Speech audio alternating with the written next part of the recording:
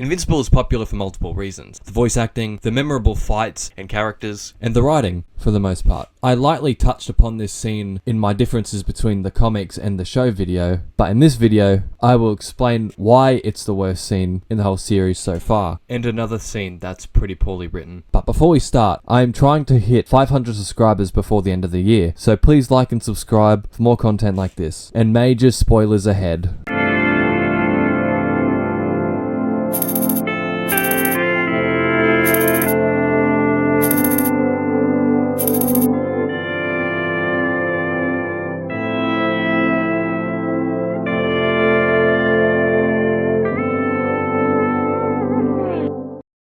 For this to make more sense, let's talk about Mark Grayson, aka Invincible, and Amber Bennett, his girlfriend in the first 2 seasons. Let's start with Mark. When Mark's powers kick in, he is immediately thrown into fighting high-level superhero threats, such as the Flaxons, during the absence of his father.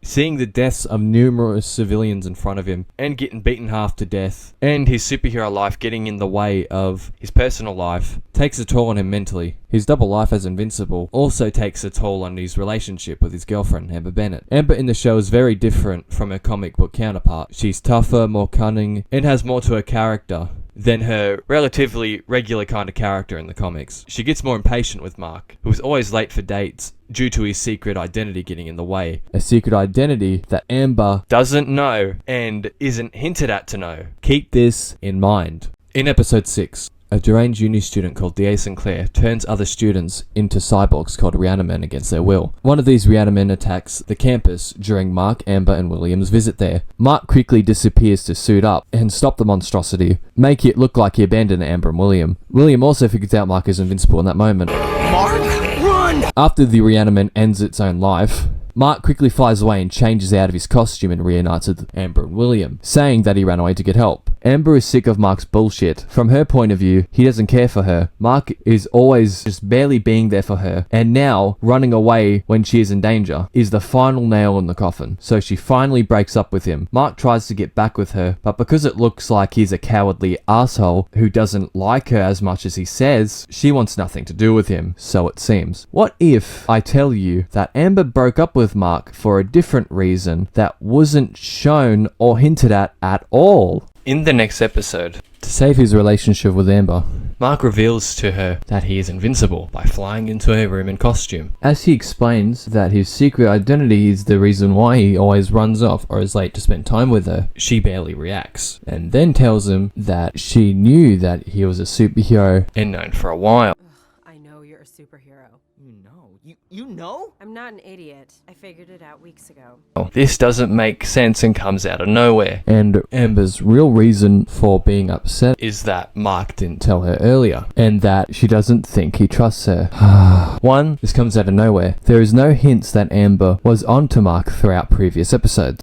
It is so obvious that she was written not to know, but while writing this episode, they wanted to make her seem smarter and have her know for more drama. But this just ended up making her a self-centered asshole. 2, if she has known for a while, why not tell him that you know instead of waiting for him to tell you himself? 3, this makes her character 10 times worse because Amber didn't break up with Mark because it looked like he left her to die last episode. She broke up with Mark because he saved the day? Like what? They either shouldn't have made her figure out Mark's secret off screen, or actually have shown her to be putting the pieces together in previous episodes, instead of randomly revealing this now. This sudden, poorly written and executed reveal makes Amber's character instantly unlikable, and her character got so much well-deserved backlash. After Mark gets fucked up by his dad, Amber just gets back with him like nothing happened. Like, what the fuck? And then she says, Looks like I wasn't the only person being lied to. referring to Mark's dad lying to him all of his life, which is the bitchiest thing she has said. Hiding a secret to protect loved ones is nowhere near as bad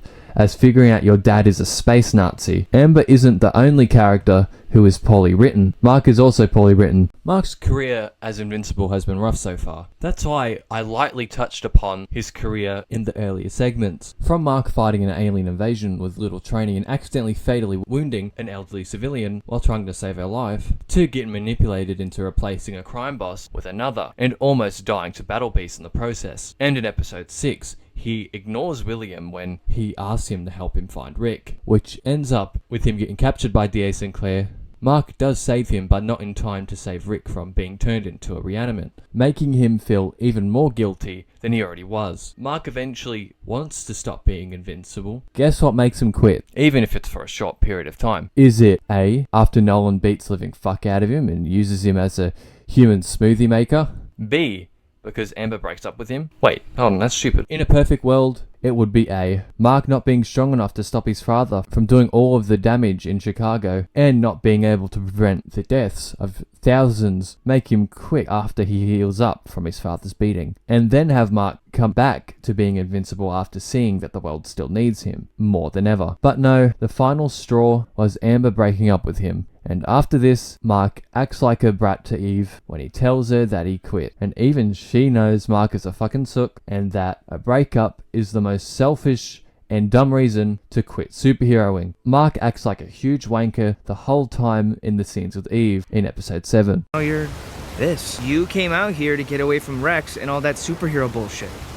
Rex had nothing to do with this. I came out here because I needed to start over, but that doesn't mean ignoring the world when it needs me. The world was fine before I came along. It'll be fine without my help. Better, probably. When Eve spots an explosion nearby, Mark tells her that it isn't their problem and only flies to the scene to make sure Eve doesn't get hurt. Not here to help. Just here to make sure you don't get hurt. Well, then you shouldn't have come. Jesus. Like, fuck this guy. This is such a strange turn for the character. Like, thank fuck it's only in this episode, and him and Amber get fixed next season. In conclusion, the scenes and writing don't ruin the show. Most shows, including fantastic ones, have moments like this. This is a case of writing first and thinking second. I think the comics did this whole plot better. And yeah, that's it for this video. Thank you for watching, and don't forget to like and subscribe because, again, I'm trying to get 500 subscribers by the end of the year.